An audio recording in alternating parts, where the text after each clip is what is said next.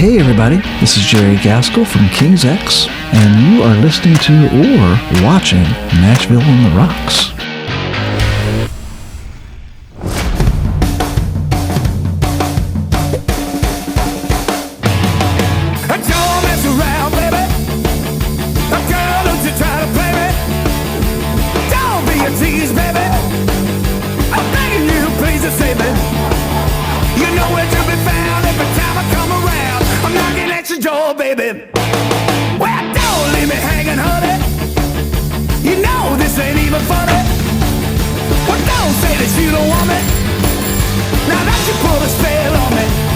Ladies and gentlemen, welcome back to another electrifying episode of Nashville on the Rocks. I'm your host, Lisa Karkos, and today we're cranking up the volume for a guest who's a true rebel in the music scene. Get ready for an unforgettable ride with a phenomenal musician who's leading the charge in the Nashville underground. He's not just making waves, he's the heartbeat of several killer projects. From the high-octane jams of Hillbilly Casino to the gritty, electrifying performances of Nic Roulette and the Ricochets, he's a powerhouse of raw talent and unfiltered passion. As a staple in the Nashville scene and a must-see live performer, he turns every show into an all-out party. His wild production, Nic Roulette's Rockabilly Roundup, is a celebration of the rockabilly spirit that grabs you and doesn't let go. He's also the driving force behind the Beat Creeps and the Blue Moon Boys, effortlessly blending classic vibes with a punk rock edge that's all his own. With a trophy case full of awards, including Best Rockabilly Artist and Best Live Performance, his talent is indisputable. He knows how to own the stage, leaving audiences buzzing and craving more. So grab your favorite scene stirring cocktail, settle in, and prepare to dive into the electrifying world of our astounding guest, the remarkable Nic Roulette.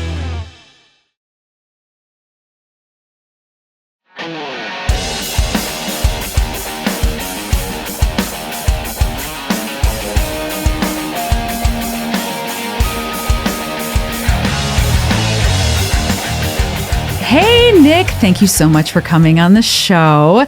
This is very exciting for us. Everybody who's watching and listening, I would like to introduce to Nashville on the Rocks, Nic Roulette. Thanks for having me. Yes, of course. So I have to say... Thanks for coming, man. Yes. And I have to say... Dan and I have talked about this since the start of this podcast. We just really, a lot of the same people that, some people that we've had on the show, Andrew Dixon, Adam the Kid, we know a lot of the same people, and we just absolutely love what you do. And it's just very exciting for you to be here. So thank you. Well, I don't do a lot of these interviews, so. Really? I don't know if you should consider yourself special or not, but you should consider me special because I feel special because I was asked to be here. You definitely are special, Nic. We love you, man. Yeah. We're fans. Let's kind of dive in. I know that our audience is mostly Nashville based, but we do have a lot of people that are not from Nashville that do listen, which I really enjoy because my goal of this podcast is to, bring awareness to the rock scene that is thriving and existing. So your band now currently is Nic Roulette and the Ricochets.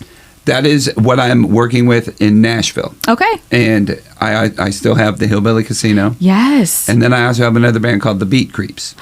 Okay, so you are very busy. And I do once a month on Thursdays. Generally the last Thursday of the month, I do at the East Side Bowl, Nic Roulette's Rockabilly Roundup, which is probably why you were thinking Rockabilly earlier. Yes, and probably. The Ricochets is a very, very new thing. Okay. I've just started doing that. All right, that's super cool. Hillbilly Casino is my established band. It's my band that is my legacy band that I can continue to work with, hopefully for the rest of my life. That's awesome. And as long as Ronnie Crutcher, the guitar player for Hillbilly Casino, is into playing with me, that band will always survive. So awesome.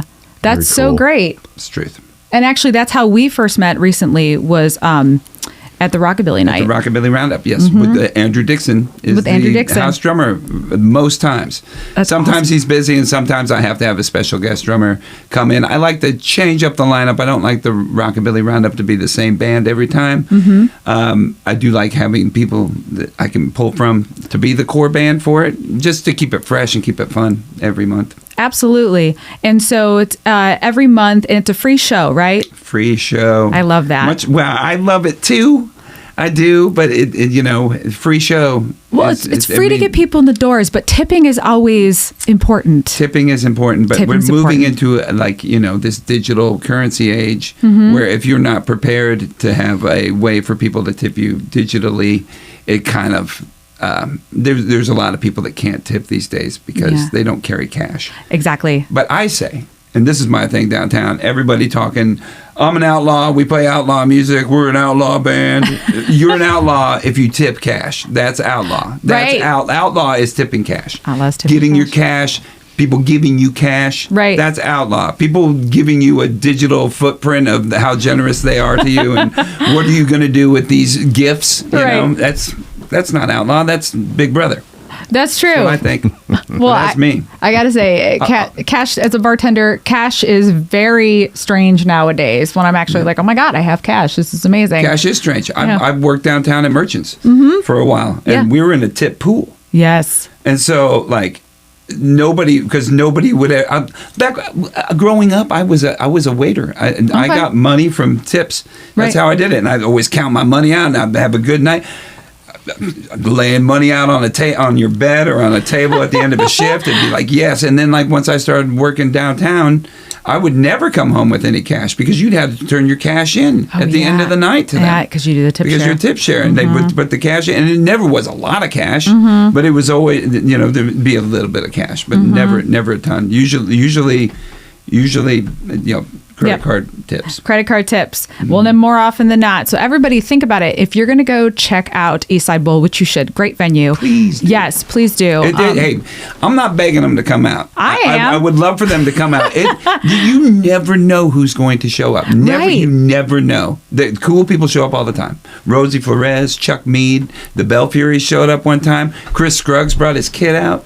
There's all kinds of cool folks that just show up out of nowhere. Bob Wayne's been out there, and then I have a different guest artist every month comes out as well. Yeah, that's really cool. That's awesome. Well, and I like the community that you've built around that. So I guess the moral of the story for me is come out and see the show, meet some cool people, kind of add to everything, and tip. And if you bring cash, that's great. But if not, Venmo, QR codes, all that stuff.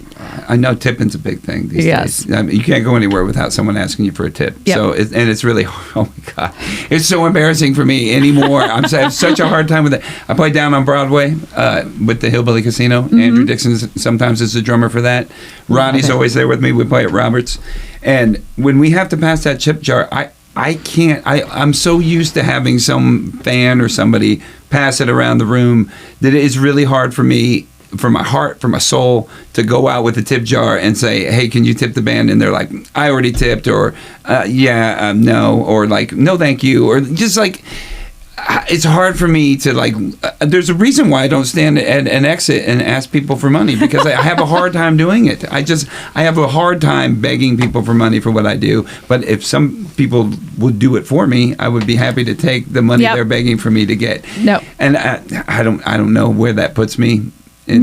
I think that puts you in a really similar mindset to everybody else, because I'm going to say this, that working downtown is very difficult for a lot of bands. Usually you have some person that's associated with the band that is passing a bucket around for people, so the band members don't have to do it. But sometimes people like it when the band does it, because they get to meet you. That's what they say. Yeah. But I don't have that kind of, I don't feel like people like me that much to be they'd be thrilled to have me go, hey, look, here comes that singer. He's so cool. I hope he asked me for money. Dude, no, wait, hold on. No, you should do, man. You should go get yourself either a really cute dog with a tip jar around its thing and just train it, man, just to make rounds, man. And that would be a good idea. Or I hope you like monkeys. Yeah, on the side. I do like monkeys. Or maybe a Roomba. Get one of those Roombas, and it would collect all the dollar bills that people drop. But put a cat on top of it with a little bucket, little hat, little strap with little packs on it, and the people can shove it. They'll be like, oh, look at that cat run on the Roomba. They'll be within the next 5 years. There'll be AI robots that'll walk around the room with the tip jar for me. Take everything away. Take all that weirdness away. Yeah. Awesome. Oh my God. Okay, so Hillbilly Casino. So that is actually a band that DA loves. He loved you guys. And actually, when we were talking about this, he was like, yeah. He's like, Nic's that badass singer from Hillbilly Casino. So, I mean, this is very exciting for us. And you sounded just like me, babe, when you said that. I don't know how you did. Yeah, just are like you that? doing impression? What am I sitting here with Rich Little? Wow. Rich Little over here. She's nailing them. I got so many talents. She's great, man.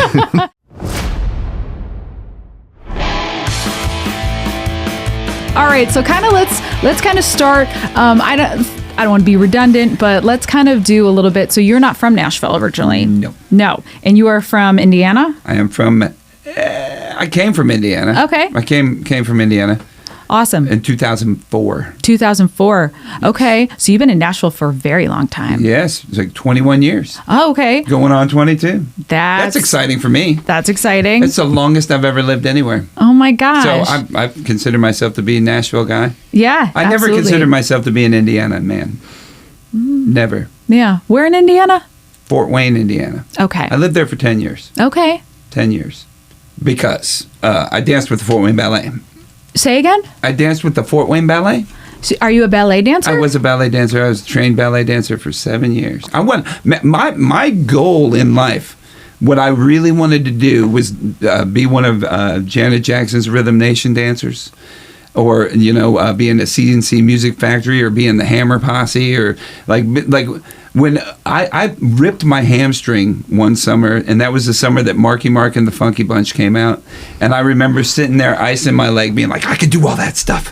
I didn't have the pecs and the six pack that Marky Mark had, but I had that dangerous white boy want to be in the hip hop thing, dancing moves. I won 4-H fair contests, dance contests, like doing hip hop dance. That was like, I loved it. It's what I wanted to do. That is so cool. I was totally into it. Hey, let me ask you about that, man. Like how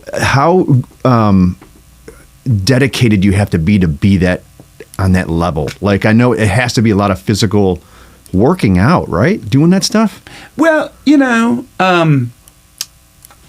I have bad eyesight, so my mom would pull me off of football, sports, no contact sports. I did a lot of track. I used to run with my dad. We used to go running, and that was my vibe because I wanted to be physically active. And then I started like really getting into musicals as probably a 5th, 6th grader. I did community theater with my mom. We did a lot of. I did some plays. And I got to go to, I was in something called Sister Mary Ignatius Explains It All For You in Winfield, Kansas, at the community theater in Winfield, Kansas. So just to set up, I'm sure you'll do some editing, but I was a kid in Kansas in the 1980s. In a small town called Oxford, Kansas, between Winfield and Wellington. Wichita was really close. And my mom would take me to be in community theater with her, and I would do like little variety show stuff with her. And then I actually got to be in a play, and it was called Sister Mary Ignatius Explains It All For You. I played a little Catholic schoolboy, and there's murder in it. They talk about abortion. It's like crazy about going against the Catholic Church, and I was this Catholic schoolboy, and my mom was in it as well. And she took it to the priest at my church and be like, can we be in this? And he was like, it's satire. I'm sure it'll be okay, And so we got to be in it, and then we went to like this big competition for community theaters in Topeka, Kansas at the university, and they said, hey, this kid's really good. Let's send him to this thing called the William Inge Festival. William Inge is a playwright. He made a movie called Picnic and some other stuff. I want to say East of Eden, but I think I'm totally wrong about that. But he did a lot of like plays and big theater program in Kansas, and I went there and all I cared about was getting G.I. Joe toys. I didn't care about learning how to act. I didn't really see a need for it. But then also being around all these theater people got me thinking, maybe I could do like tap dancing. Maybe I could do like get more into singing and dancing and do musicals as well as just doing, community theater. And so I started taking ballet. And then we moved from Kansas to Wisconsin, my family did. And my dad got a job at a military school called St. John's Military Academy. Okay. And I went to school there, and I got to go off of campus to take ballet lessons and tap dance and jazz lessons. And how old were you at this point? I was in 8th and 9th grade. Okay. And I would go twice a week I would go, and then like the kids at the military school wouldn't pick on me or anything because my dad was the head of discipline. Not that he would like come to my defense if I, but I don't think they wanted to get even mess with it. And 2, I would bring back food for them, like Burger King or like Domino's Pizza that you couldn't get at military school. So I'd come back after everybody went to bed, and the officers and people would be like, "Hey, did you get my pizza?" I'd be like, "Yeah, here's your pizza." And they were rich kids too, so they'd like give me money on top of that, That's and awesome. It was working good, and I was cool with everybody. And I did like a summer workshop with a musical theater group, and we did like Summerfest and Festiva Italiana in Milwaukee, and we do like. And I was just really getting into like singing and dancing for people. And then one of the kids that went to the military school. Now this military school was in Delafield, Wisconsin. St. John's Military is where my heart really is. I was only there for 7 years of my life. I went there for 2 and was a child in my preschool years into like 3rd grade, and then we moved to Kansas where I got into the thing. I don't know if it's hard to follow me. No, you're good. I got you. So, anyways. One of the kids that went to this military school, his sister went to Interlochen Arts Academy, which is up in Michigan, which is an art school like Tom Hulse, Meredith Baxter Burney, this band called Take 5, Jewel. I went to school with Jewel. Jewel is a classmate of mine. We had a ballet class together, and we also had a history class together. I don't know if you know what Jewel is. I definitely.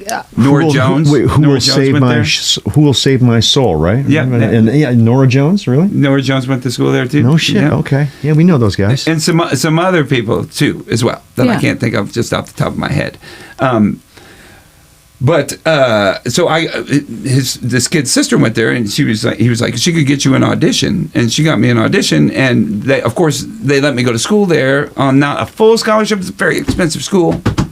Most art schools are. But my dad was a commandant at a high-end military school, and he was making close to $100,000 in the 90s a year, and so they could afford to send me there with the scholarship I was getting. But he quit his job the year I started going there because times were changing, and his military structure did not align with the other military structure or the more prep school structure they were going with. And he's like, "I'm a drill instructor. I'm going to treat these kids like this. I'm going to say shit to them. I'm going to say, I'm going to pull them out of their beds, and like, my dad would get like physical with these kids, and they liked him for it. Right. I mean, they literally had the utmost respect for my dad, and I always hear people talking about it. But this new guy coming in, my dad and him, their discipline styles didn't happen.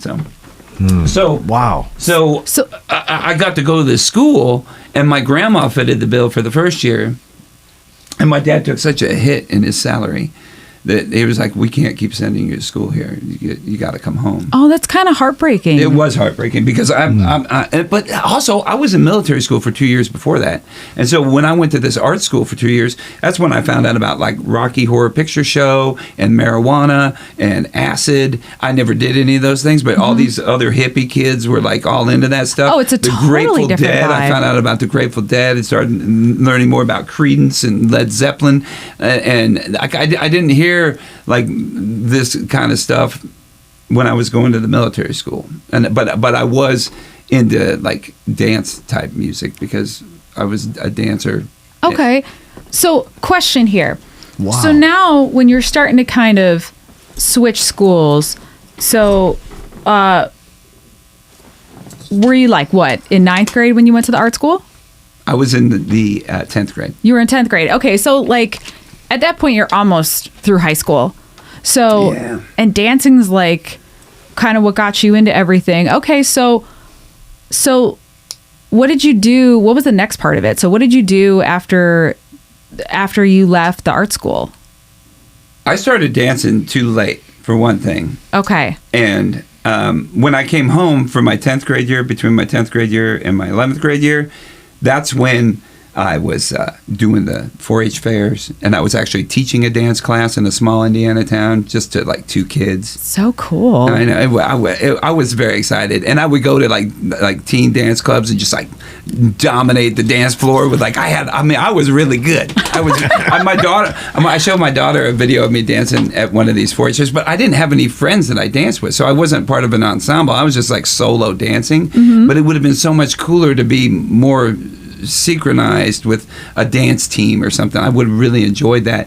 And when I went to Interlochen, that was ballet. They made me stop taking tap dancing, and there was a modern dance, and there was kind of like a jazz dance. But the second year I went there, after my summer, they got rid of the jazz program, and it was all modern and ballet, and I was like, I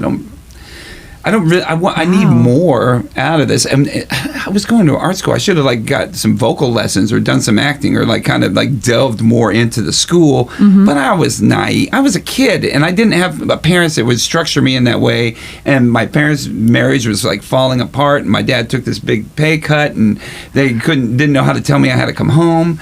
And so my mom was like freaking out, like, "What? We're gonna need Nic to come home. We'll find something for him to do." And so that's when they found the Fort Wayne Ballet.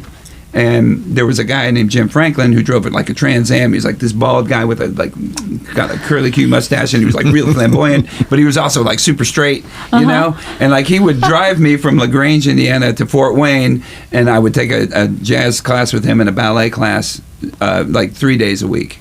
And otherwise so cool. I was home, and I was like homeschooling myself. And I heard a tape of my dad. My dad passed away in January, and I got his phone, and there's an interview on his phone about his military career, and he starts talking about how I went to this military school that he went to after the St. John's situation. It was Howe Military School, which is like more of a school for like bad kids than it is for prep school kids. And my dad ended up teaching like junior high instead of being, a super badass, but it was comfortable for him, and it was good there, and we could have gone to school there for free, my brother and I, but my brother went to school there and I did not. They pulled me out of school and they gave me homeschool so I could go to ballet, and I feel like I could have still gone to that military school and done my ballet and my jazz and my dancing, but that did not happen. Yeah, like you could have done both. Yeah, so I have like, there's like a looming cloud in my life that I graduated high school, but I graduated 2 years late, and I graduated through homeschool, and I paid a kid $100 to take my geometry classes for me. Oh my gosh! So it's like I didn't even have a legit diploma. So it's like, what am I doing with my life? I'm dancing. I was dancing. For the Fort Wayne Ballet, and I was going to schools, and I wasn't like a principal dancer. I was an apprentice, so I wasn't getting paid to dance ballet. I was just getting free lessons. Well, it sounds like you were having one hell of a time. It feels good to be a psycho. People think that I care. But when they come to take a mistake, but I'm not really fair. It feels good to be a psycho. I think we were talking earlier about how like I don't let people's opinion bother me, and I'm like the situational awareness thing with like needing to fit in or needing to be a part of something. It's like I can outside see how people become like KKK members or like crazy stuff. Like seeing that movie. What's that movie with Ed Furlong in it? Ed Furlong. I know what you're talking about. American History X. Yeah. Like how they like people's insecurities and people's need to belong to something is a great recruitment for like evil beings to like suck people in so you can be and part of something. Manipulate you. Yeah, I don't need to be part of anything. And no offense to the Nashville music scene, I don't need to be part of it. It's wonderful to be able to be accepted and to be able to come in here and be able to do stuff.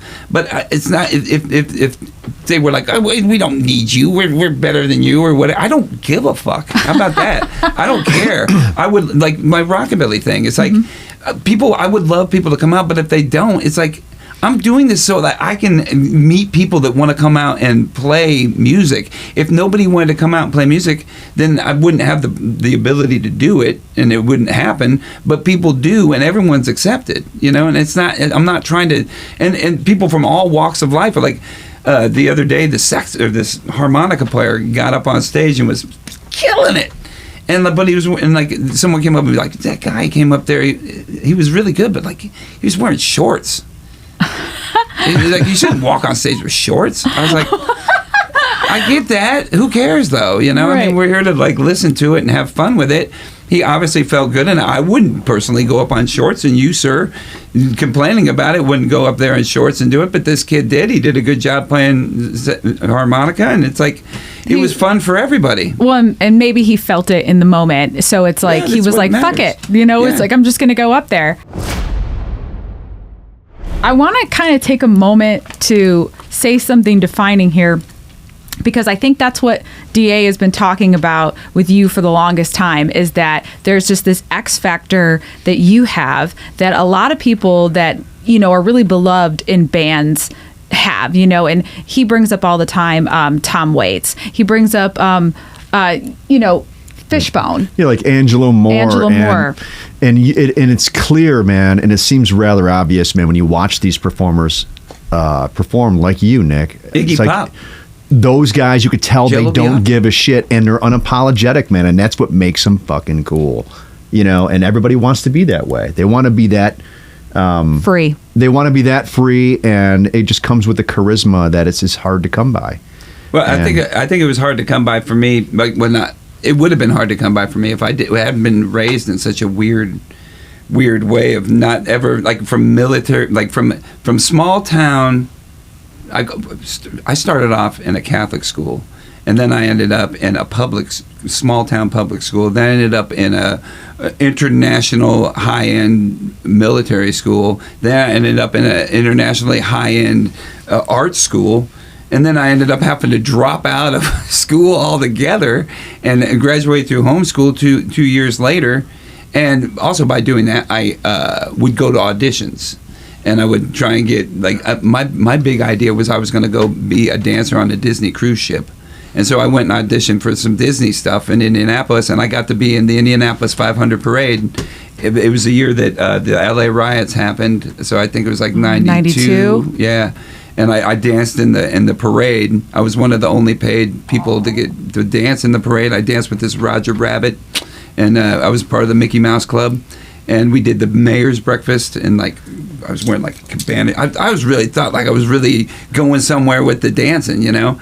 I felt really good about it. I love this, and I just want to say that I'm learning so many things, and it's so cool because this all makes sense now. You know what I mean? Just like your style and like why you do what you do, and like the badassness behind it.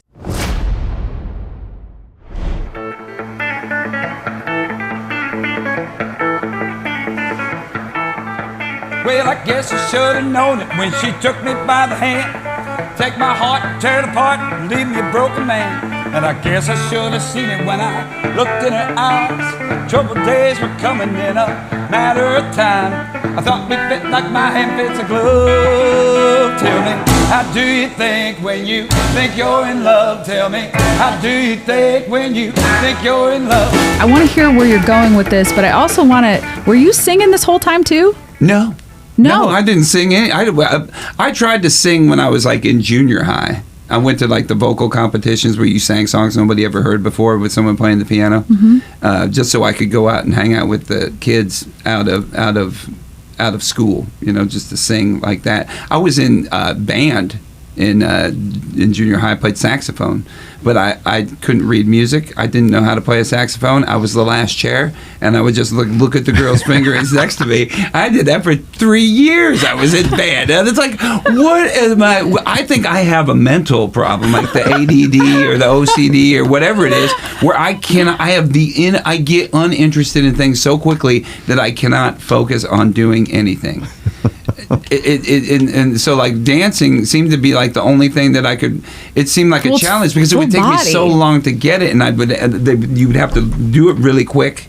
You know, you go into auditions and they be like a kickball change, turn, spin, step, bah, you know, and you'd be like, okay, how'd they do? And I'd look at the person next to me, and that washed at the old art school for a while. I would be doing ballet, like watching the girls in front of me. But like it would mess up my head, and so the teacher would be like, "Nick, you need to keep your head where it's supposed to be," you know. But I'd be like watching trying to figure out where I was supposed to be until it started to come to me. Okay. And then it seems like when it started to come to me, that's when I was like, man, I'm not really interested. I kept auditioning for things, and I got auditioned for this. It was kind of like do you ever see Dirty Dancing? How they're at like a resort and they put on shows for the rich people that come there. Yeah. It was called Barefoot Band. It was in Wisconsin, and they wanted dancers and singers, and my mom. I would go karaoke sing with my mom, and I would sing Elvis songs, and that's the only stuff I would sing would be Elvis, because my mom thought I looked like Elvis. So when my mom and dad split up, so she could like meet people or whatever, she would take me to karaoke bars with her, and I would sing like All Shook Up and Jailhouse Rock and Heartbreak Hotel and just like Elvis songs. Did that come easy for you? That style of music? Kind of, but I, no one ever taught me how to sing. I just like kind of like listened to Elvis and would like sing karaoke. So, dude, you would naturally bring your dancing to the karaoke too, right? Yeah. Okay. Yeah. That's like I was more like into Elvis, so I could be like, whoa, yeah. But then like I'd get crazy and I'd throw like hip hop moves in with my Elvis moves and some ballet moves and things like that. Doing Elvis. And I never wanted to be, and I went and I did some Elvis impersonator competitions, but that didn't work. And it was also very humiliating running your own karaoke machine and singing Elvis songs. I hated that. It was embarrassing. I hated it. I did like a furniture store opening one time in Sturgis, Michigan, with my karaoke machine singing All Shook Up and Teddy Bear, and I was just like, oh, dude, this is not what I want. You got a video of that, man? It's possible. My mom does. It'd be on VHS, of course. Oh, man. But that's great. So I auditioned for this thing, singing and dancing with me, club footage from me singing karaoke. Oh my gosh! So they hired me. They hired me to go up and sing. And when I got there, it's all like Phantom of the Opera, Miss Saigon. It's more classical, like Starlight musical. Express. Yeah, it's more musical. And not even musicals I liked. When I grew up, you say musicals, I'm thinking My Fair Lady, On the Town, Singing in the Rain. Mm-hmm. That's my kind of Oklahoma. Mm-hmm. Those are the musicals I like. I don't like Andrew Lloyd Webber. No offense to him. Cats is ridiculous. I mean, Memories is a nice song, but I don't really like that. I have memories kind of about stuff. That song, Memories. Yeah. No, I grew up a musical theater kid, so like that's why it's funny to me, because I know exactly what you're talking about, because I grew up in the 90s, so like Andrew Lloyd Webber. Yeah. I feel like that's what we did all the time. You know what I mean? They always had the Phantom of the Opera shirts and stuff like that. Yeah. That was the first play I ever saw, was Phantom of the Opera. But I wanted to be a dancer. Yeah. For Janet Jackson. I wanted to go on and be a dancer.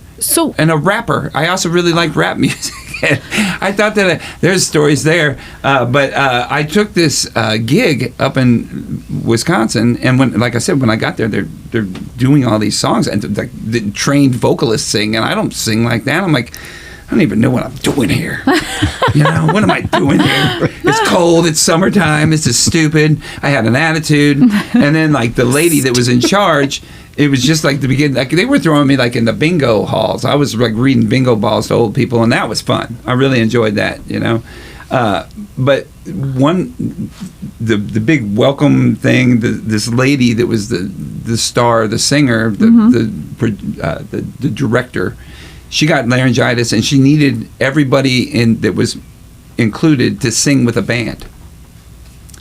And I'd never sang with a band. I'd sang with karaoke my whole life. And there was a band, and one of the guys was an Elvis guy, and he sang American Trilogy with the band, and it was the whole thing, American Trilogy. I wish I was in a land of cotton. Okay. Old times they are not forgotten. Look away, look away. And boom, boom, boom, boom. The whole band's and the Elvis is boom, really getting it. And that's not the Elvis I could sing. I could sing Blue Suede Shoes, Jailhouse Rock. Sure. And so that was I'll be I'll sing that with you guys. And that's the first time I ever sang with a band that was Blue Suede Shoes. And I was that was so cool. And like the ladies in the crowd were going crazy because I was dancing. I was like, man, that guy could sing doing the American Trilogy, but I can do like all these crazy moves, man. And I was like, this is awesome. And the band's with me. This is fantastic, you know. And then like the day after, the lady calls me in the office and she's like, we think you have an attitude, and we think you need to go home. You're not working out here. And so my parents had to come up and pick me up. Well, I mean, it's for the best. I wasn't going to be singing no Andrew Lloyd Webber. I wasn't. I can't. I couldn't. But they'd had to train me to sing that stuff, and I don't think they were going to be in the mood to do that. No, but the fact that it was like you had this like epiphany at that moment. Yeah. Then they were like, you don't fit in here, you know, or whatever. But like which was probably a good sign. You know, it's like, okay, yeah. I'll be a rebel then. I'll do what I want to do. Yeah, because I didn't want to fit in. I don't want to fit in with you guys. You're nerds and dorks. I got time for this. I'm a loner, Dottie. Right. I'm out of here. Mom, come pick me up. I don't want to join your cool club anyways. Yeah. You know what I'm saying? I'm calling my mom and going home. So what happened next? My mom came and picked me up and brought me home.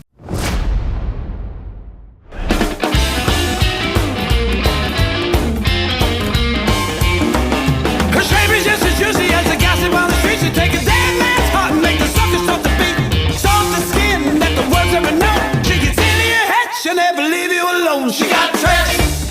She knows how to use. She got tricks. She's got some freaky moves. She guaranteed to break the heart of any lover she picks. She got tricks. She got tricks.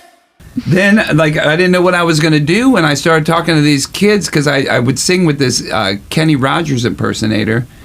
He would do Kenny Rogers and I would do Elvis at this restaurant. So cool. And this guy that was the manager of the restaurant was like, well, we got a guy back in the kitchen. He's trying to start a band and he's looking for a singer.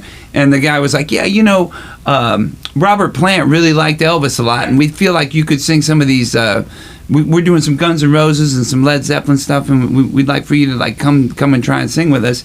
And I think we did like Crazy Train too. And I was in there and. I was like, this is kind of fun. I like this. But then I also put an ad in the paper, like a peddler's post it was called, to say a young Elvis guy looking for a band, like early Elvis stuff. Oh, cool. And I was looking for like an upright bass player and a lead guitar player and a drummer. And that's what I wanted to do. I wanted to have like my Elvis show. I wanted to learn how to play acoustic guitar. But again, you know, it's like I got that ADD thing. I can't focus long enough to like. Plus, I'm left-handed, and the guy that taught me how to play acoustic rhythm taught me how to play right-handed. So I'm stuck, like in limbo, trying to play guitar right-handed as a left-handed person. Yeah, and I don't even think I could play guitar left-handed anyway. So I just don't think I'm meant to know how to play an instrument, which is really sad for me. Yeah. But I have a lot of respect for every musician that has ever played with me or had the patience to like want to hang out with me, because people say, oh, he's a musician. I'm not a musician, and it makes me sad that I'm 50 years old and I've gone this far in my life and I only feel music. I don't understand music. And with my project, the Ricochets, I'm focusing more on like doing vocal warm-ups and learning how to slide between notes and just like try to understand that side of it, because I've just ever since I got thrown into playing music, I have just like done what comes naturally to me. And occasionally someone will be like, you're singing out of key, or you need to do this or do that, and I'll try and understand what they're saying, but for the most part I'm just feeling what I'm doing. And I've skated by this long. I'm telling you though, but that's such a cool approach to it, because you're not maybe hung up on, you know, not to get too deep into it, but like theory. You're not hung up on structures. You just go with what you feel.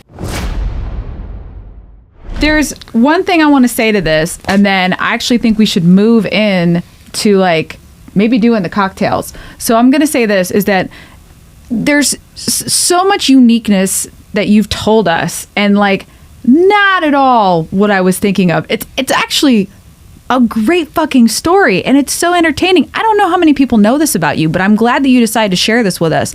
And you got to think about it. Like, on the one hand, you've done so many cool things. I mean, you came from such a unique place. And then you think about the people that, you know, are really hung up on the music part and the theory part of it. And I think sometimes I've met several people that it's much harder for them to get out and have the freedom to explore that artistic side. So you already have the artistic side because it's just kind of who you are. You know what I mean? And like channeling through dance and channeling it through to like put into music and singing. It's like you're coming around the back corner. You're doing what a lot of people I think wish they could do. And I know so many people that like they're really good at theory and they're really good at this, but everything else is really hard to let go of. But you don't seem to have that. It's very something freeing. that I can see in people, and it keeps me from liking some bands. Okay, because I see how hard their theory is and how they want to nail it and make it perfect. Yeah. That they can't just be real with it, and it's so fucking fake. I can't listen to it. I hate it, and I hate to say it because I can appreciate the talent that goes, the determination and the woodshedding and the really getting into it. But the fact that you have no vision, that your vision is you have no vision. It's like bam. It's like such a waste. And I'm like the complete opposite. I got like all these great ideas, but like zero ability to like pull them off. So I have to rely on people seeing it in me and wanting to be comfortable working with me. And luckily I've had some really cool people that like want to work with me. Like this, the guitarist for the Ricochets, Rich Gilbert. He's legendary, but Rich Gilbert. That's awesome. Is his name, and he played with Frank Black and the Catholics. Okay, and he's on the road right now with Darius Rucker, and I believe Mike Mills. Okay, and the drummer for Black Crows. They got a thing called Hoot Owl Hoot. Okay, How Owl or something. But it's like he's working with like some serious people, and he wants to work with me. Dave Rowe, Johnny Cash's bass player. That's so cool. I mean, I don't want to speak out of line, but I feel like the man genuinely had a great appreciation for me because he was always nice to me. And he could be like mean and surly at times because that was in his nature. And I know that he was nice to everybody. But like, I genuinely felt like this man that played with Dwight Yoakam and Johnny Cash and had been in these rooms with greatness could be around me and like put up with my dorkiness or whatever, or like non-understanding of like what's going on thing, and enjoy being around me simply because of what you do. Yeah, of what I do. I love that. I think that's great. It's really validating, man, when you see these people kind of gravitate towards you and they just recognize that thing in you, you know, that special thing. And I don't want to jinx my life by even addressing this. You know, I don't talk about stuff like this. I don't talk about how insanely talented people are nice to me. I don't like doing that, you know. I like a lot of times I like just being quiet and listening to people talk, but this is a situation where I'm talking. So yeah. No, we appreciate you sharing that with us. Yeah, these aren't like stories that I just like offer up to everybody. I see all the time. So this is like exclusive content that nobody's going to know unless they listen to this. I love that though, because I love like the storytelling aspect of everything, and I love when people feel comfortable enough to share something that maybe not a lot of people know, but maybe they should know. And I think on that note, why don't we go ahead and we're getting to like one of my other favorite parts of the show, other than the storytelling, is that I teach my guests how to make a cocktail. Okay, so I think I'm going to go get some tools together. We're going to make that happen. And I think you said you liked old fashions. I do. So I don't know if you've ever had this particular bourbon that we're going to use, but I think it'll be really great. And do you like cinnamon? Yeah, I do. All right, cool. Well, that's all I needed to know. So I'm going to go get the ingredients and we'll be right back. Hey, this is Adam the Kid, and you are listening or watching Nashville on the Rocks. Well, she's exactly everything that you thought you ever wanted. But she's broken and she's twisted and her filthy soul is haunted. Well, she'll burn all the bridges in the land of make-believe, and as soon as she admits it, she's exactly what she seems. Go on and go ahead, go on and go away, go on and let it go, it's much easier this way. Comes a lovey-dovey, wants to throw a tantrum, puts her claws into your soul. Forget about your freedom, she's a fan. All right, So welcome back, everybody. We are at a very fun part of the show where we make the cocktail. So we're going to be using the Uncle Nearest 1856 to make our old fashioned with. Because Nick, I know you said that you liked old fashions, and I really like old fashions too. So we are going to be using this bourbon. It's actually one of my favorites. It's a Nashville bourbon. We are going to be using a cinnamon simple syrup. And then we're going to use some bitters. Okay. So these are Angostura bitters and orange bitters, very classic for the cocktails. So like we were talking about earlier, I'm going to make Dan his drink and I'm going to make your drink and then you're going to make mine. Okay. So we're going to take this whiskey right here and we're going to basically pour. So it's going to be 2 ounces for the old fashioned. So we're going to take our measurement tool. This is our jigger, and we're gonna do 2 ounces of the whiskey. So we're gonna take it, we're gonna pour it right into the small tin. Yeah, so the large side, the large side is 2 ounces, so you're gonna put 1 in there. Should I do that now? Yes, sir. Okay. You're gonna fill it up. And Uncle Nearest, he taught Jack Daniels how to make whiskey. He did, correct? Yes. Oh, you're gonna fill it up to the top. Go ahead, put it up there. Put it right up there, and then we're gonna pour it into our tin. Wonderful. Okay, and then we're gonna flip it over to the smaller side. Okay, so I'm gonna do 1 ounce of simple syrup. So that's 1 ounce of simple syrup. For these cocktails, you know what? I'm gonna put just a little bit more. So I'm gonna do, there we go. And you're going to fill up the small side. Yes, perfect. Because that's 3/4 of an ounce. So that's exactly what I did for these cocktails. So it's perfect. All right, now what we're gonna do is we're gonna take our spoon and then we're gonna stir the cocktail. So this is like, you're doing a great job because a lot of people have a hard time stirring. Oh, really? Yeah, because it takes some practice. Stir things up, you know? That's my thing. Clever, man. You're doing a lot of different things here.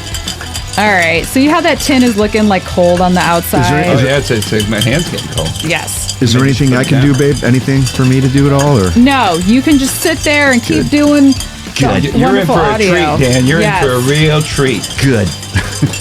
All right, we're going to take it out. Can't wait. And then we're going to take this strainer. Here, I'll take that for you. Yeah, we're going to take the strainer. No, you're good. And we're going to put it on top of the tin. I'd like to restrain myself. Oh, I'm sorry. I'm a dad. You know? It's a dad joke. Jokes. I am a dad. And you're going to put the whole thing into that glass. This glass right here. Yes, sir. Oh, God, I hope this doesn't suck. Me too. I know, because I take full responsibility for it then. Ooh, I can smell that, though. I can smell that cinnamon. Wonderful. Okay, and then what we're going to do is we're going to put a couple dashes of these bitters in here. So you're going to do 2 in that one. What kind of bitters are these? These are Angostura bitters. Both of them? These ones, well, yes, it's the brand, but these are orange bitters. So we're going to do 2 of that. Just make noise everywhere. And I'm going to stir this up one little more time since I put the bitters in there. Whoa. Oh, I hope you like this. It's a friend of mine's recipe. It's going to be good. Oh, all right.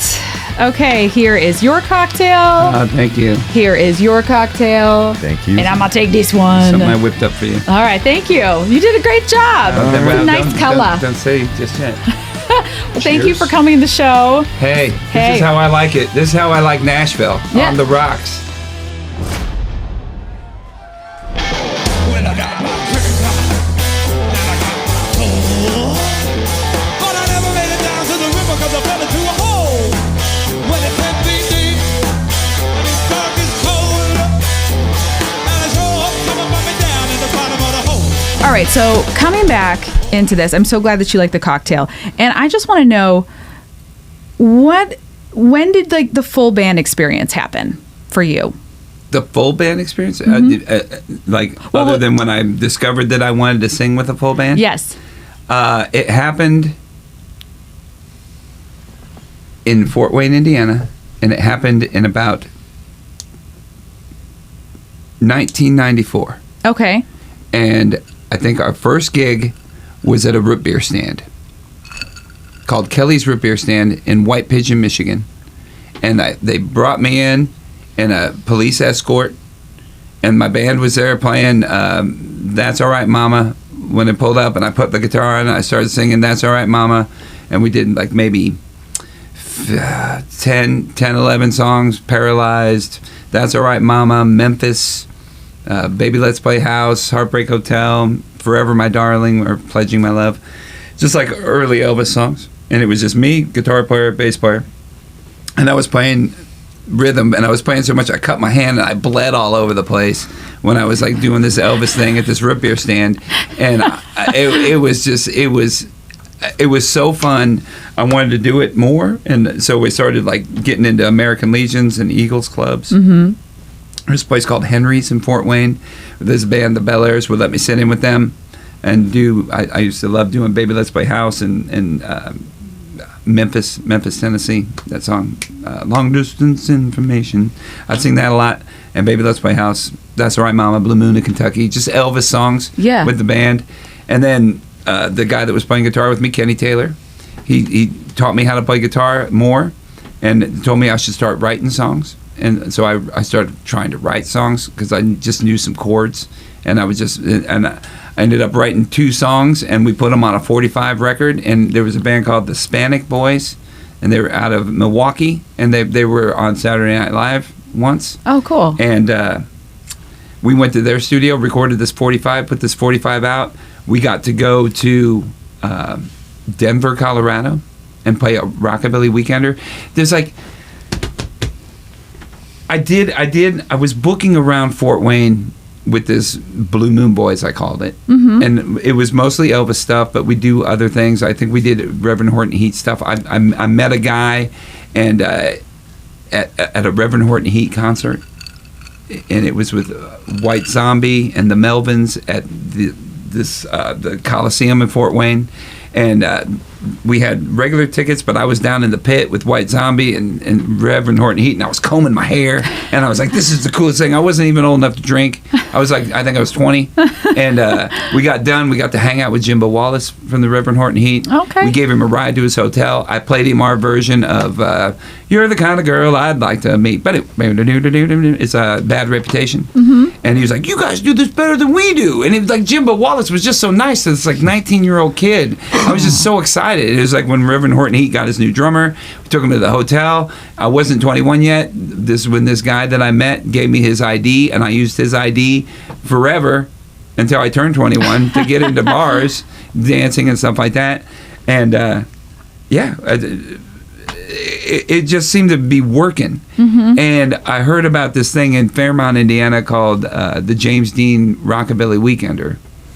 And me and my guitar player went down and we snuck into it. And it was people from all over the world. This was in 1994. So it was like... It was right before I turned 21. When would I have turned 21? In 1996? I was born in 75, so 1996. Okay. It was 1995. That's so cool. And I walked in, and this band, Big Sandy and the Fly Ride Boys, were playing. And it was like a room full of greaser people.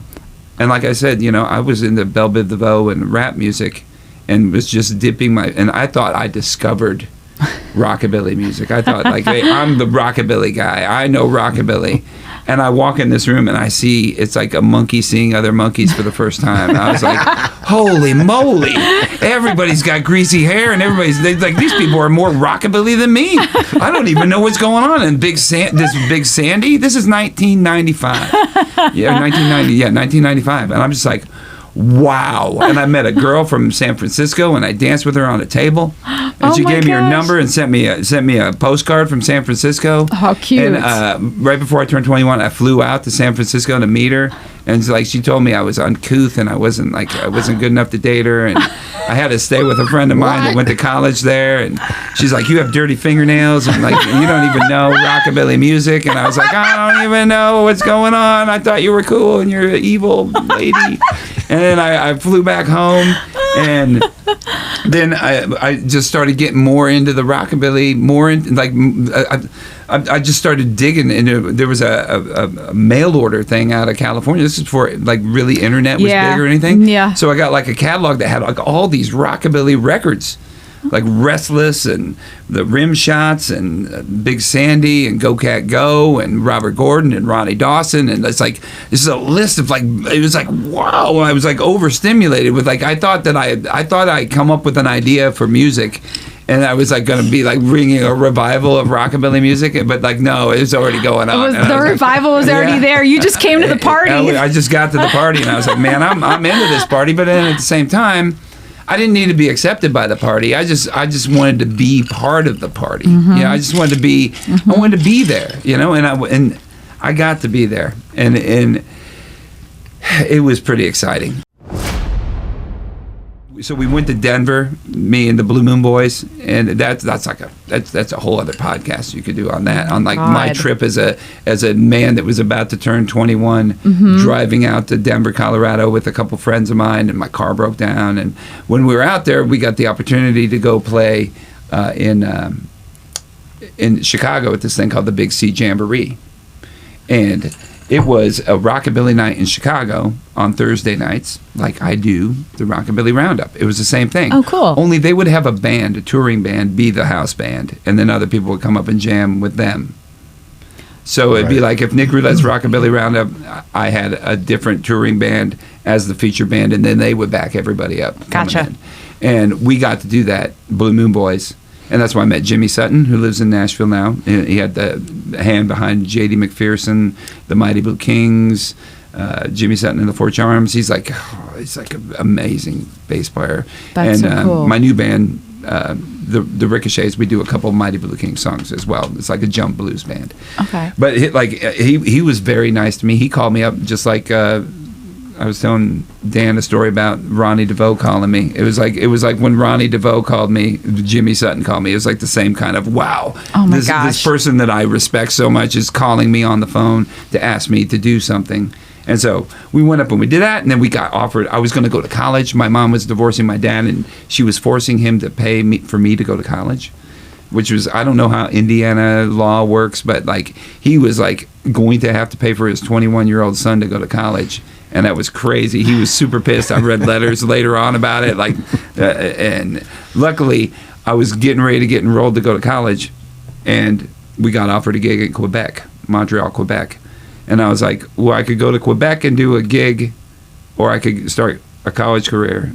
I think I want to go to Quebec. I think that would be fun to go there and be a star for a second in a church basement for rockabilly people, or get an education paid for by my dad who doesn't want to do it. I mean, it's like, hey, yeah, I'll just go do the rock and roll thing. And that's the other story I told you earlier about how my bandmates in the van when we were coming back over the border of Canada, and I was looking up at the stars, thinking, wow, man, I'm into this music thing.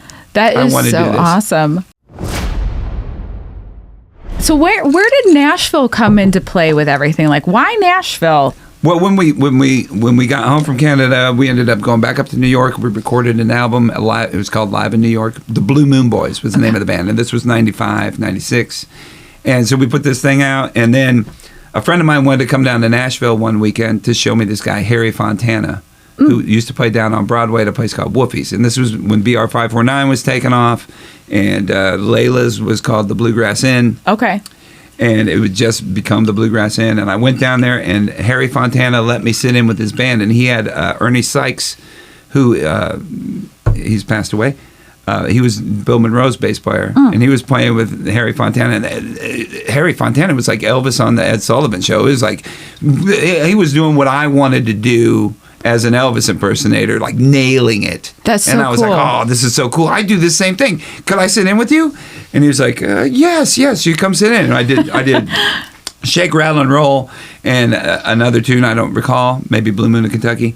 But I tore the house down with Shake, Rattle, and Roll. That's awesome. In my mind then. And the bar liked it, which was Whoopi's on Broadway, and they said, hey, if you got a band, why don't you come down and do a shift on Broadway? And so I got my band to come down, and we got in a regular slot, and they would pay us to come down enough to get hotel rooms, and then we work on tips on top of that.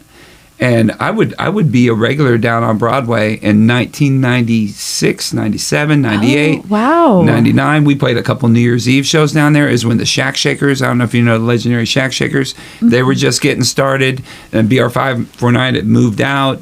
The Mavericks were playing. Like it was like the Raul Malo came out to one of our shows. I was like, oh, there's a band called Bada Bing Bada Boom that would play. That was like a swing band. This was like in the 90s swing era, the 90s, 50s. You know? That's so cool. And we'd just come down here all the time. We'd be down here all the time. Like, and then we'd be blasting out tours outside of around it. We come down here and play a Thursday through a Sunday on Broadway, and just like get to know people. That's how I got to know Mark Miller. He plays bass for Chuck Mead and the Stalwarts. Yep. He's a pretty cool dude. Plays with Sarah Gale Meach.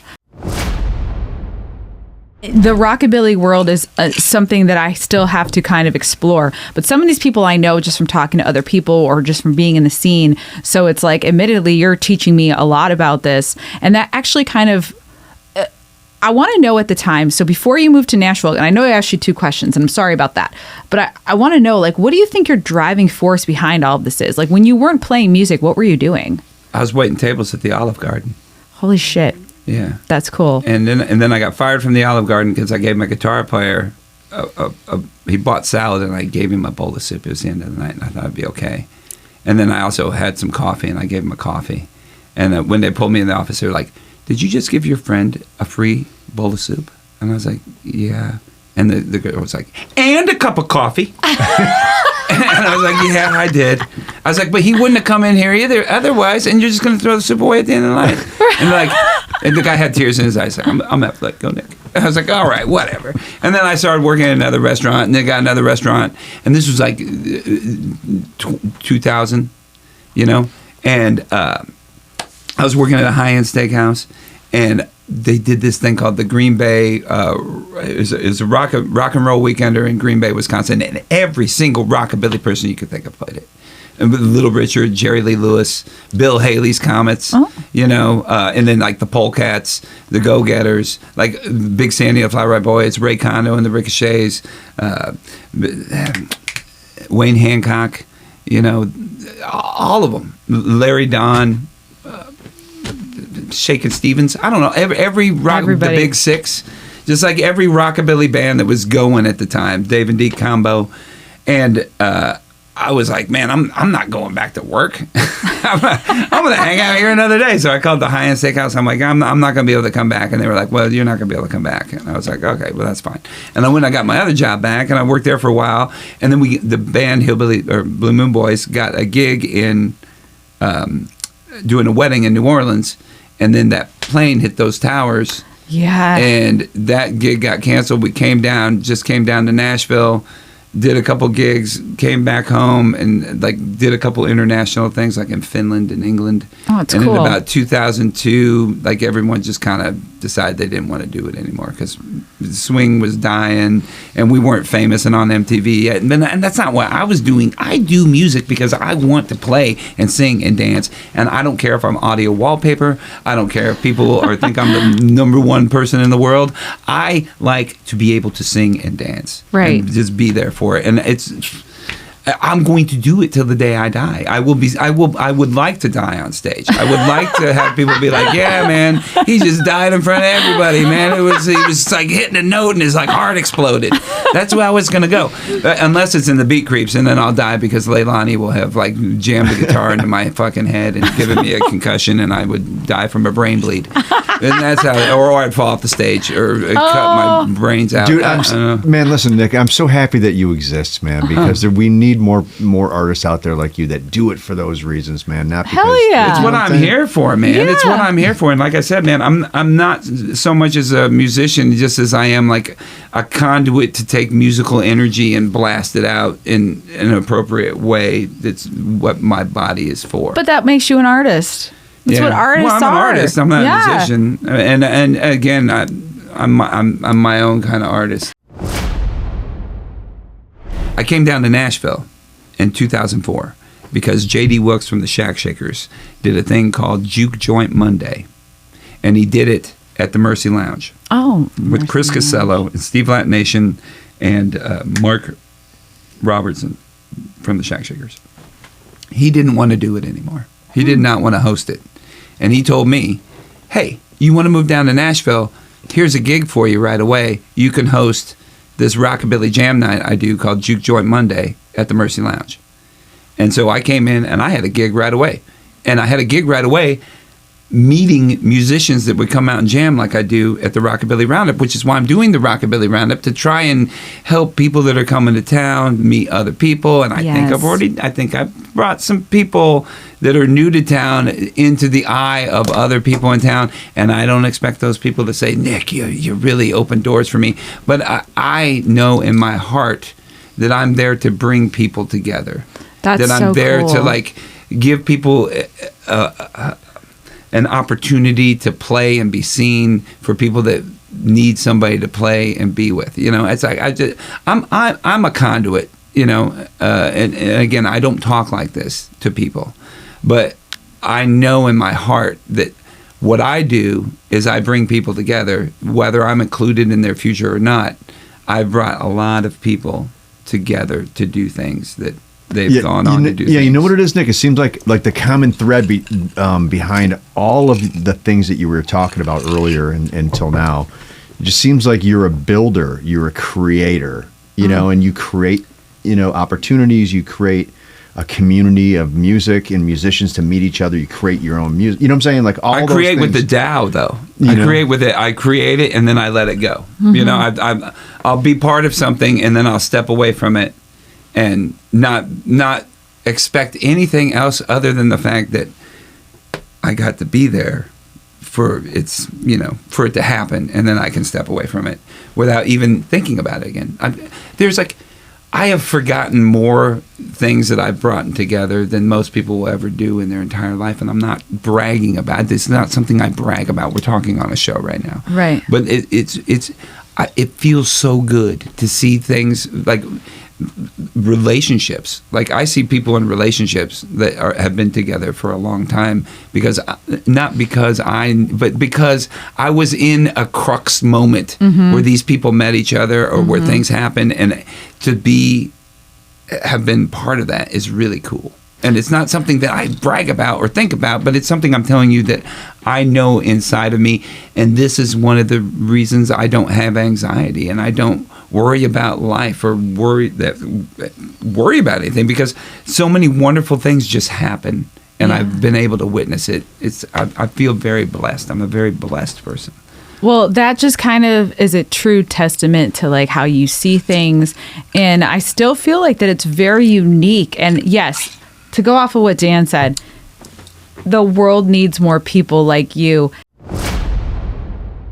Hitting on a couple of points, where do you feel like Nashville has been since you moved here? Do you think that with all the people moving here, it's improved? Do you think it's gotten a little like, do you think it's gotten a little lame? Do you think it's got a little diluted? Do you think it's, like, how do you see it? Do you see it as a place where people come together and get to know each other? Or do you see it as kind of like turning into some sort of weird rat race? I don't know. Yeah, because that's quite a spectrum. There's a lot going on. Yeah. There's a lot going on in the town.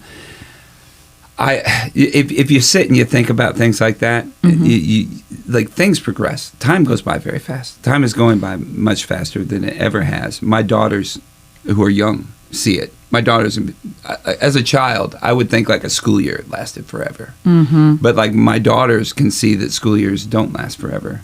Yeah. So that's different from when I was a kid. So time moves by so fast, and things change so quickly, and Nashville has changed so quickly. Dramatically. And there's a lot of things I don't like. It's not my cup of tea. I don't like spiders. You know? I don't like kayaking. But there are people that do, and spiders need to exist. These are all things that happen. Yeah. I can't sit around and be like, I don't like spiders. I don't like kayaking. I just know they're going on. I don't like blah, blah, blah. I don't like blah, blah, blah. It's going on. It doesn't matter. It doesn't affect me. What affects me is how I receive and live. And I love living in Nashville. And I love being able to do it. Would I love for more people to like see me and feel that I'm giving them a genuine musical, entertaining experience because they naturally want to come? Yes, I wish that happened. I wish it happened every time I played. I wish hundreds of people. I don't want millions of people. I don't want even thousands of people. I would like a nice small room with a good amount of people that care and are there because they want to enjoy themselves. That's all I care about. I don't want to walk around and be like, yeah, I sold this room out. You know, I'm that badass. I sell rooms out. You know, I do stuff for people. You know, I just want to hang out with people that want to live and love and have fun. That's all. That's all. That's literally all. Everybody can do what they want to do and be situationally aware. Nah. I love how you brought that around. That's why I am. But this cocktail's making me feel good.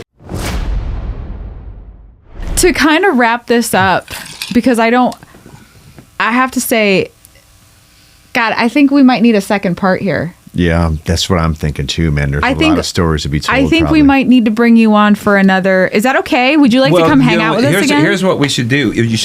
If this gets a lot of hits and people enjoy it and want to hear me tell more stuff, I'll come back and talk again. Yeah. I do have lots of stories, but at the same time, I'm sporadic and I talk. I'll talk about some things that happened 10 years ago and 2 days ago, all in the same breath. So it's hard for me to focus sometimes. So you're fine. You're going to have to do some editing. Hey man, that's what I'm here for. Yeah, that's what I do. What do you have going on coming up with the new band? You know, are you guys recording? We're not going to record with this band. Well, we might record with this band. We might. It's possible. You know, I have a band called the Beat Creeps. Yes. And the Beat Creeps, I love that band. It's a very dangerous band. It's very dangerous. It's dangerous for me to be in it. I could get hurt. I bleed for that band. I got 2 girls in that band. One of them is named Leilani Kilgore. I don't know if you know her. Oh, yes. And then Ariel Dornbush is the bass player, and a guy I cut hair with, Elliot Tanner, plays drums. Okay. And it started off I love the Cramps, and I just kind of wanted to jam on some Cramps tunes with some girls, you know, because of Poison Ivy. And I got in touch with Leilani, and I said, a friend of mine said, there's this girl, Leilani, and she's a great guitar player. If you're looking for a girl guitar player, reach out to her. I sent her an email. I said, hey, how do you feel about Poison Ivy? And just some random dude in her DMs asking her how she feels about Poison Ivy, you know? And she comes back with the comic book villain or the plant. And I was like, the guitarist. And then she comes back with, oh, totally iconic and awesome. And I'm like, I don't know if she really knows Poison Ivy. She probably did know Poison Ivy, but Poison Ivy is not an influence on this woman at all. Okay. She's a Joe Bonamassa blues rock guitarist. She's amazing. But she is not. She's not Poison Ivy. You know, she doesn't really understand surf. And we put out a 45 record on Idle Time Records of a couple songs I recorded. And I had Eddie Angel from Low Straight Jackets, who's like a Grammy Award-winning surf band. I was like, I'm going to get Eddie Angel in a room with her, and he could coach her and get her more into the surf thing. And he's sitting behind the control panel, and she's playing, and he doesn't tell her to do anything. He's like, great, you're great. And she leaves, and I'm like, you didn't say anything. He's like, oh, yeah, I thought what she was playing was great, man. I was like, Yeah, I didn't really feel like I could tell her how anything. She's so awesome. And I was like, all right, well, then I guess that's it. I got a guitar player that doesn't know how to play surf music, but is like groundbreakingly dipping her feet into these waters, playing like she plays, the kind of music I want her to play, and it's really working. It's awesome. It's awesome. Why fix it if it doesn't need to be fixed but type of thing? She cannot put any effort or time into the project. Oh, okay. Yeah. She can get together and rehearse for a minute before we do a gig, and then do the gig, and then it's like sayonara for 6 months until the next gig comes along. So that's why you don't know when you're going to play again. Yeah, and someone will call me and be like, "Can you do a gig?" And I'll send a text out to everybody and be like, "Can we do a gig?" And they'll be like, "Yes." And in the meantime, I want to write more songs, but I don't want to write songs that aren't going to get played. So I'm like, it's like during the pandemic is when it came together. So it was like really easy. We'd get together every Thursday, and jam on songs into writing songs, and it worked really good. But her own career's taken off, and she just doesn't have time for this. It'd be cool if she could cut out just a little bit of time. Right. Because I got some good songs. I got a song called I'll See You in the ICU. It's pretty awesome. I love it. I got a song called I Don't Want to Die. A song called A Human Incinerator. Got a Monkey, Gotta Feed It. Like great songs that I just need to get in the studio. We get hits on our Spotify, but there's only 3 songs on there for the Beat Creeps. Well, if anything, I think that's something to go off of. Everybody, check out the Beat Creeps. Check out Hillbilly Casino. Check out Nic Roulette and the Ricochets. Check out Nic Roulette and the Rockabilly Roundup. Yes, every Thursday at the East Side Bowl. The Ricochets hopefully will be playing a lot. It's a jazz band. It's a swing jazz band. That's cool. I love it. And then the Hillbilly Casino, we're getting out. We got a whole tour coming up in March. That's awesome. We're playing this big thing called the AZ Rockabilly Bash, which is with the Reverend Horton Heat. We're doing that out in Arizona, Prescott, Arizona, I believe. And we're going to tour going out there, going to Kansas City, going to go to Denver, going to go to Tulsa, St. Louis. That's going to be a 2-week tour, which is going to be pretty awesome. That's awesome. Very cool. Well, I'm so happy that you are continuing pursuing music. And I feel like Nashville needs you. And know what I love is that there's no cynicism I'm getting from you. Cynicism is pointless. I like it. That's so poetic, man. Yeah. And I just want to say this, man. I think you might be the most fascinating guest who we've had on this show. Oh, I really think that, man. Yeah. I'm sorry, man, if I'm embarrassing anybody. I'd like to. It's this old-fashioned band. It's the truth juice. What a cool path, man, and what a pleasure it was to have you on here. Yes. Appreciate you. Well, I'd love to come back and tell more stories. I don't know. I think that should happen, and I think that, we'll figure out a time for that. Nic, thank you so much for coming on the show. Thank you. I appreciate it. Great cocktail, by the way. All right. Okay, everybody. All right, guys. Thank you for watching Nashville on the Rocks, and we will see you next time. All right.